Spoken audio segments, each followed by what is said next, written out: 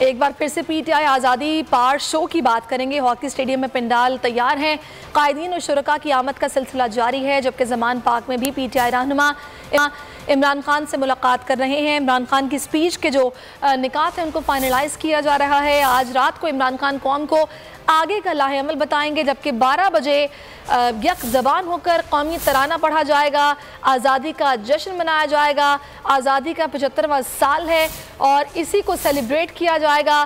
PTI Lahore में पार show कर रही है।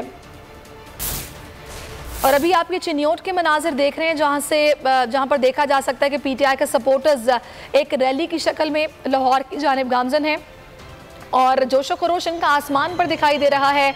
पार्टी परचमों की, पाकिस्तान के झंडे की बहार है और बाकायदा कौमी तराने बजाए जा रहे हैं, पार्टी तराने भी बजाए जा रहे हैं और ये सभी लाहौर पहुंचेंगे, जहां पर इमरान खान का खिताब, जो कि तारीखी खिताब होगा, उसको सुना जाएगा।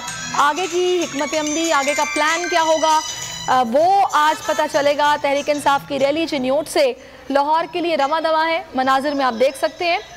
और इसी तरह मुल्क के मुख्तलिफ शहरों से पीटीआई के सपोर्टर्स, कारकुनान बड़ी तादाद में लाहौर पहुंचने के लिए रवा दवा हैं।